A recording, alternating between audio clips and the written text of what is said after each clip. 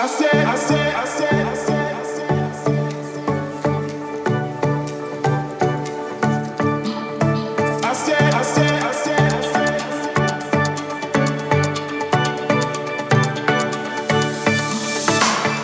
these are called 7Hz G1 in-ear monitors, and when it comes to 7Hz products, I just believe they make some good IEMs, whether it's their beginner series like the Sal Note 0 or Sal Note 02 or this one. So these G1 are priced at 3190, and you will find a microphone with 3.5mm jack. When you will open the box, you will find your IEMs on the top, a user manual and a carry pouch. And when most of the companies do provide you with leather pouches or Rexine pouches, in this case they provided you with a soft rubber pouch which feels very different, and inside the pouch you will find your cable, which is in gray color, that matches up very well with the in-ear monitor, and some extra pair of earbuds in different colors. So first I want to say that if you're someone who already has an IEM, and let's say you bought it in that 1500 to 2000 rupees price category, and maybe after an year you want to upgrade on your IEM, so you can get this one. So this will definitely make you feel like you upgraded in each and every department, whether it is the design, build quality or the audio quality. So when it comes to the design and build quality, the IEM feels very premium, very solid when you take them in your hands, whether it is the quality of this black paint or the 7Hz branding.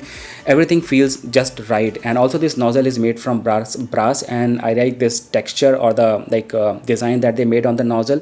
The left and right markings are very precise, and overall the IEM feels very solid and well built. Also when it comes to this cable, so this cable is made from plastic, you can say, but the plastic doesn't feels cheap, because the cable, like when you move your hands on this cable like this, it feels dry. And usually what happens with the plastic or rubber cables is that over a long period of time they begin to melt and get sticky. So I think that sort of thing is not going to happen with this one.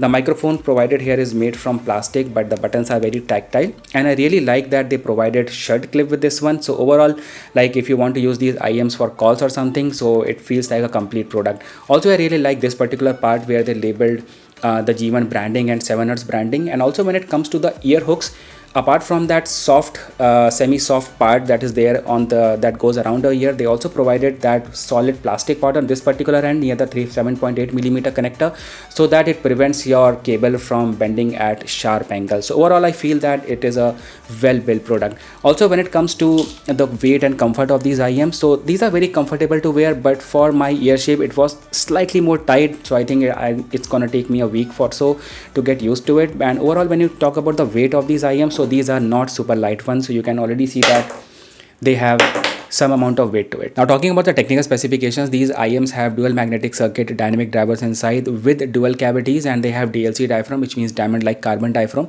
The impedance is around 18 ohms and sensitivity around 107, so they can be easily driven with a smartphone. You don't need a DAC or something. Now if you look at this frequency response, you will notice that this blue line is the line on the G1, and if I align it with the Harman target curve, so especially on that bass region, the blue line is above the Harman target line, which means that they are going to give a good bass. Then when it comes to mids, so both the lines are parallel, which means that the response on the mid frequencies like vocals and all is going to be good.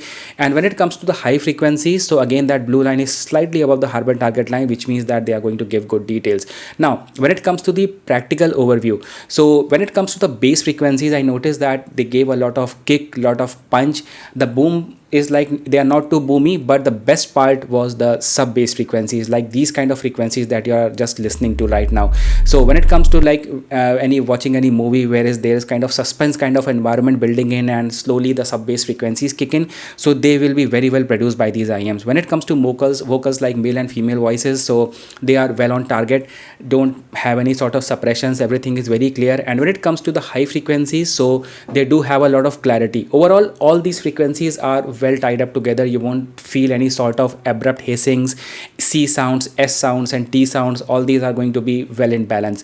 Also I noticed that if you are investing in an IEM that has better quality diaphragms, so whenever you're trying to EQ them, the response from these IEMs is going to be too good. Like on my smartphone I was using this equalizer app, and whenever I'm like raising the bars up and down, they respond just so good. Overall I can say that these are the kind of IEMs to which you can tune them perfectly to the V-shaped audio curve, just in case you are interested.